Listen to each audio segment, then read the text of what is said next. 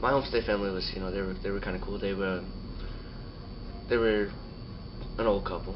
They were, probably 50, 60, something like that. Did they have children of their own living at their house? They had children, but they were not living at their house. The first night we were there, we just hung out, we talked, we exchanged stories. We watched Aussie football again, because it's just so great. We just hung around the fire and pretty much chat the whole time. That night we had vegetarian lasagna, which was, interesting because, vegetarian lasagna isn't exactly what I would pick if I were to go to a restaurant. But it was really good. That night we ended up watching State of Play with Russell Crowe. They are in love with Russell Crowe over in Australia. I don't even know if he's from Australia, but he lives there, I guess, and that's all they watch is Russell Crowe and Hugh Jackman and Nicole Kidman, and they listen to Keith Urban.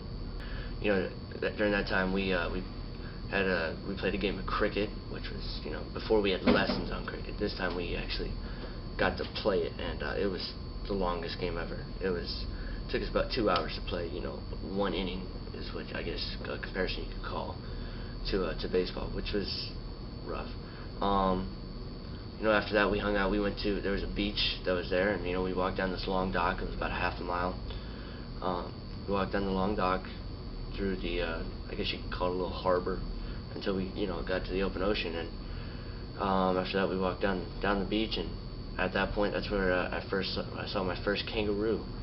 It was in a little pack with about 4 or 5 others, and they're sitting there chilling, having fun. And we walked up. Of course, they took off, and they were fast. I've never seen it. I never thought it would be that fast. The biggest things that happened, came towards the end of the trip, of course. But one really cool night that we stayed was it was in Surfer's Paradise, which is one of the best parts of the trip. Obviously, in Surfer's Paradise, we learned to surf there. That was fun. Surfboards weren't exactly thin and narrow like professional surfers. They were thick, to make sure that we could stay on it. So I picked up surfing pretty easy. A little bit of balance and you're good to go. But that was an experience. And then just going to crocodile farms. I got to eat a crocodile. But it was in a like a chowder sort of, and it was really good. I never thought a crocodile would be as good, but it's a lot better than alligator. What could you kind of just compare it to anything? What it tasted like?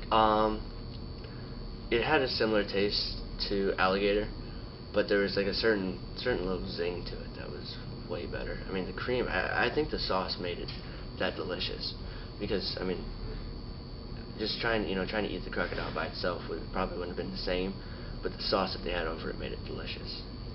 Add a little spice to it. The best part of the trip was a farm stay, and I live on a farm with horses and buffalo, so you think a farm stay would probably be the worst part of the trip, because I've been there, but it was honestly the greatest time, because it was a time where the whole group, all the guys were in one room, and all the girls were in another room, but the only thing that was separating us was a little wall with a door in it, so we could all really hang out together and have fun. Also that night we played, well, we didn't play, but we danced to some Australian dances, and there's so many of them, but one of them that I really remember was called the Dringo. And the Dringo is you have 4 guys you have 5 guys and 4 girls, and one of the guys is a Dringo, and he stays in the middle, and you have your 4 guys and 4 girls, and all the guys and girls hold hands, and they go in a circle around. Around the Dringo. The Dringo in Australia means a loner, an outcast, somebody who doesn't have a date. So what happens is they do the circle, and then after that the girls go in and they join. They go and make a smaller circle around them while the guys sit back and watch, and they go around and they say a little chant, and they spin around circles around them, and they come back, and then the guys do the same thing, with the exception the Dringo joins in the line with the guys. So we're all doing a circle. We're not doing a circle around anybody this time. And then when the music stops, all the guys have to go and try and get a girl. Obviously, there's 5 guys, 4 girls. Somebody's going to be left out. And the Dringo has a chance to go get a girl. And at the end, there's going to be 1 guy left over, and he takes a turn at the Dringo, which was fun. Brisbane was really cool. Brisbane, we just toured throughout the whole city. They had, Hard Rock Cafe there, and it was great. And they had this really cool restaurant that we stayed at, and it was like right out throughout the harbor, and the whole harbor was lit up. And it was honestly the greatest meal that I've ever had in my life because the food was delicious. I don't even know what it was, but it was some weird Australian dish, but it was amazing. The really fun parts came up when we were going up into Cairns.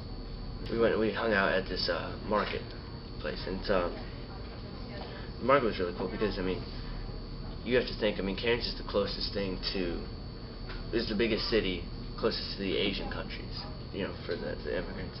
So Cairns to Australia is like El Paso is to America. It's mostly Asians there. So throughout this market, we were looking around, and half the stores were souvenirs, of course, and they were all owned by Asians.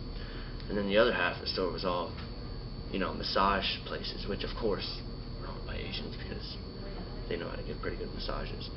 The next day at Cairns, we went to the Great Barrier Reef, which is, a couple miles off the coast of Australia. And that was by far the most amazing thing I've ever seen because it's so massive that, we only got to see a small portion of it because, it's so big. But, the portion that we saw was really cool. It was really colorful. There were so many different types of fish. And,